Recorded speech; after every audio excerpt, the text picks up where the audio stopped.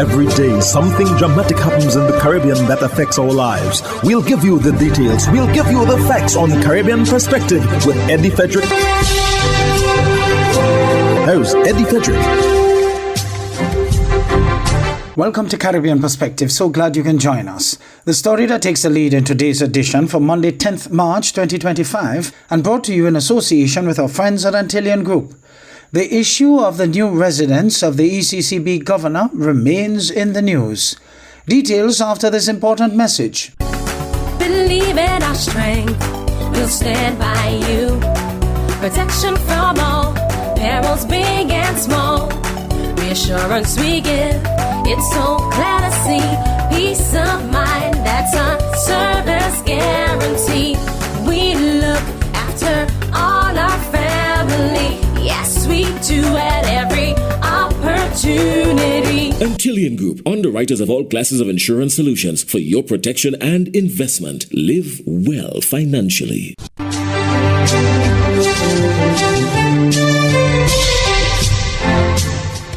Welcome back. Prime Minister and Minister of Finance of St. Kitts and Nevis, Dr. Terence Drew, has refrained from commenting on the growing concerns surrounding the cost of the official residence being constructed for the Governor of the Eastern Caribbean Central Bank, the ECCB. The issue gained traction last week after a letter from St. Vincent and the Grenadines' Prime Minister, Dr. Ralph Gonsalves, addressed to the chairman of the Monetary Council of the ECCU, was leaked to the media. Andre Huey of SKN Newsline has more. Prime Minister and Minister of Finance, Dr. Terence Drew, has refrained from commenting on the growing concerns surrounding the cost of the official residence being constructed for the Governor of the Eastern Caribbean Central Bank, Timothy Antoine. The issue gained traction this week after a letter from the St. Vincent and the Grenadines Prime Minister, Dr. Ralph Gonsalves, addressed to Chairman of the Monetary Council of the Eastern Caribbean Currency Union, was leaked to the media. In the letter, Prime Minister Gonsalves described the situation as a scandal and called for the resignation of the ECCB Governor, Timothy Antoine. However, when questioned about the matter during his press conference on Thursday, March 6, Prime Minister Drew opted not to weigh in, instead deferring to the central bank to publicly address the issue in due time. Let me say, first of all, that the central bank, the Monetary Council, has a chairperson. The initial chairperson, Webster, as you know, it has now been passed on to another country, I think is Antigua at this particular time, because we rotate. And the chairperson for the Monetary Council would, speak to issues during their cycle when those issues come up. And so any decisions made is made collectively with all the countries involved, and not just one country having a say with respect. As we know, this is an ongoing discussion in the public. I can say that all information with respect to this is being sought, and I think that the central bank, in its prudence, will make sure that the information is collected and properly presented to the people of the region, not just St. Kitts and Nevis, to the people of the region. Meanwhile, Prime Minister Gonsalves reiterated his concerns following the release of the letter. At the heart of the controversy is the 10,000 square foot mansion under construction as the governor's official residence, reportedly costing 22 million EC dollars. The revelation has sparked heated debate across the Eastern Caribbean, with some denouncing the expenditure as excessive, while others, particularly in Grenada, the home country of Governor Antoine, view the backlash as an attack on one of their own. As of now, the ECCB has yet to issue an official response to the claims. Andre Huey, SKN Newsline. President Trump's 2025 crackdown has arrived, and Jamaica and CARICOM nations are in serious trouble for hiring Cuban doctors. The U.S. is rolling out new sanctions, visa bans, and diplomatic pressure against Caribbean nations that rely on Cuba's medical brigades. But why?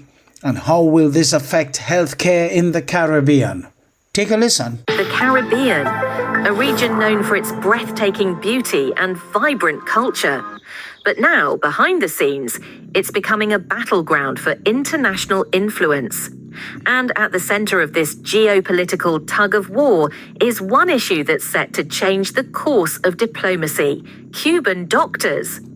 For years, Cuba's medical missions have provided critical support to struggling healthcare systems in the Caribbean. The Cuban government, the Cuban people, through Madam Ambassador and the embassy here, have risen to the occasion. They have heard our appeal and they have responded, and we are very, very elated to have. From Jamaica to Haiti, Cuban doctors have been the lifeline for millions in need of medical care. But now Donald Trump has a new plan. Our new policy begins with strictly enforcing U.S. law. One that could push the Caribbean into a difficult corner. His administration is taking a firm stance, targeting nations that continue to hire Cuban doctors. And the message is clear. Work with Cuba and you risk facing U.S. sanctions countries like Jamaica, Guyana, and Trinidad.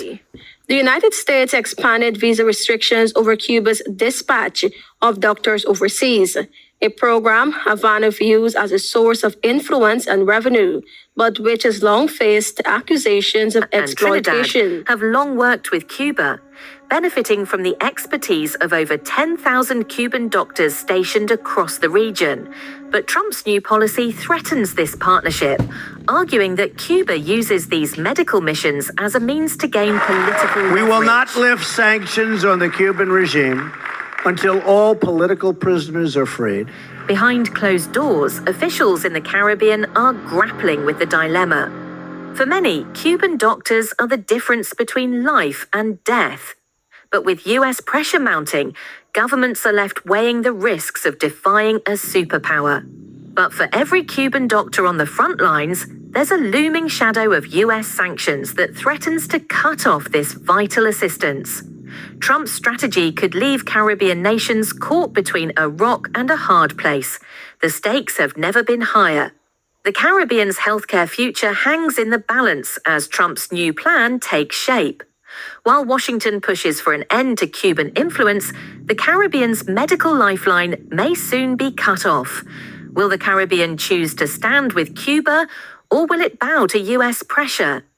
The next chapter in this high-stakes battle has yet to be written, and for millions of people in need of healthcare, the consequences could be dire. You're listening to Caribbean Perspective with Eddie Frederick, in association with our friends at Antillian Group, underwriters of all classes of insurance solutions for your protection and investment. Live well financially. Venezuela's President Nicolas Maduro addressed the nation and called the Guyanese government fascist. Maduro also said that American oil giant ExxonMobil's presence in Guyana and Essequibo was illegal. In an unprecedented address to the nation, Venezuelan leader Nicolas Maduro threatened American oil giant ExxonMobil and the government of Guyana. Maduro called Exxon's oil exploration and oil extraction activities illegal, despite Exxon carrying out its operations in Guyana's territory. Maduro added that he would end all of Exxon's activities and remove their projects from the region. Es absolutamente ilegal. It is absolutely illegal, and Venezuela rejects and denounces it. We will take all actions to stop the illegal actions of ExxonMobil and the sellout government of Guyana. But the fascist, the criminal which supports ExxonMobil and the disastrous government of Guyana that has surrendered the sovereignty of the Guyanese people. Nefasto de Guyana que ha entregado la soberanía del pueblo guyanés. Now, it must be noted that ExxonMobil has an agreement with the Guyanese government for oil exploration and extraction, which is backed by the White House. The American oil giant has operations off the coast of Guyana, opposite a region called Essequibo, which is 2/3 of Guyana. However, Maduro claims that Essequibo is Venezuelan territory and has repeatedly threatened to annex the oil-rich region. Now, Exxon has been working with the Guyanese government since 2008, and the American oil giant has invested over $50 billion in the country, which includes 6 massive oil wells and dozens of oil exploration sites. Exxon also pays Guyana 2% royalty for the total oil that's produced and sold in a year. Guyana and Exxon generated nearly $7 billion in the year 2023, out of which nearly half went to Exxon. In fact, Exxon's operations have allowed Guyana to become one of the major contributors to the global crude supply chain. The Guyanese government has also announced a payout of $480 for all of its citizens owing to the surplus in cash. The ruling Jamaica Labour Party is confident for upcoming general elections. Trisha J. Kelly of CVM Live has more. A man who has been hungry for 9 years is not seeking power to feed you. He's seeking power to feed himself. The Jamaica Labour Party is hoping to secure a second term for former Information Now Works Minister Robert Morgan in North Central Clarendon. He is attempting to stave off the challenge of the PNP's newcomer R.J. Dixon in the general elections. But at a party meeting on Sunday, JLP General Secretary Dr. Horace Chang highlighted a recent poll which indicated that the opposition is slightly ahead of the JLP. He urged Labourites to stand ready for elections. You have the best party, you have the best policies, you have the best program, you have the best everything. Who you expect to be in government? Something wrong with them numbers here. They say they are fallen significantly, and I won't go into that. Other posts, we are ahead comfortable. But there are little one in the newspaper that said that the people of Jamaica said the right party to run the government for the next 5 years is the Labour Party. Chang said the polls will not impact the election results. Jamaicans are saying the best person to run the country is Andrew Holness and the Labour Party. Yet they have a poll saying, I'm going to vote for the other side. Jamaicans no fool. The Jamaicans no fool. Jamaicans want the best party, the best person to lead the country and lead the country to prosperity. But the meeting didn't end without the North Central MP drilling in the final bolt of persuasion. Robert Morgan discouraged supporters from voting for the opposition. I can guarantee you, if you ever make the mistake and appoint the PNP and elect the PNP into power, you will not get the benefits that you're getting under Andrew, Michael, Holness, because never better. Morgan took over from the JLP's Pernell Charles Sr. in 2020. Trisha Gay Kelly, CVM News. The opposition, in the meantime, is reviewing calls for the government to fast-track the announcement for the next election. This comes as it continues to accuse the Jamaica Labour Party of disregarding the Electoral Commission's warning on the Portmore Bill and its constitutionality. CVM's Shanti McNeil reports. People's National Party PNP General Secretary Dr. Dayton Campbell is demanding the government to call the election, declaring the party is ready to claim all St. Catharines seats. His call comes amid controversy over making Portmore Jamaica's 15th parish, a move the PNP long opposed, calling it a ploy to secure MP Alondo Terrelong's St. Catherine East Central seat. So yes, when the next election comes, we are going to ensure that they no longer have a majority in Parliament so they can continue along this path. Because in Portmore, they're going to get tree love inside of the Sunshine City. Because Fitz will be MP, Dawes will be MP, and Raymond Price will be MP. Mr. Prime Minister, put on your green sandals, your green clocks, your green washover boot, and call the election. Dr. Campbell accuses the government of disregarding the law, pointing out that despite warnings from the Electoral Commission of Jamaica, ECJ, they pushed ahead, backed by Senate President Tom Tavares Finson, who also sits on the ECJ. They're trying to trample on the ECJ. It is the same way they put the office of the political ombudsman inside of the ECJ. How can the referee in a match be cheering for one and decide them? It cannot work. The ECJ must not be politicizing that way. And the political ombudsman will have to rule. That if the political ombudsman rule against the PNP, me, I go ball out. He says if the government had the people's best interest at heart, they would have taken a different path, turning the municipality into a parish instead. Because then you wouldn't have any constituency boundary that is crossing any parish. Because the three constituency in Portmore now would become the parish of Portmore. The reason it is unconstitutional is because them draw a line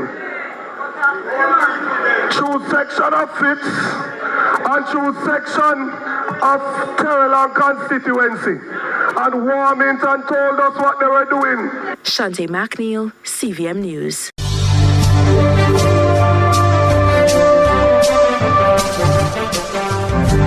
I am Eddie Frederick. This has been Caribbean Perspective, a whole new approach to highlighting developments in the Caribbean. In the meantime, please follow us on Facebook and subscribe to our YouTube channel for daily regional news and more, in association with our friends at Antillian Group. Believe in our strength, we'll stand by you.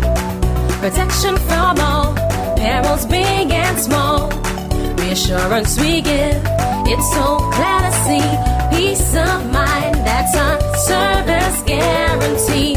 We look after all our family. Yes, we do at every opportunity. Antillian Group, underwriters of all classes of insurance solutions for your protection and investment. Live well financially.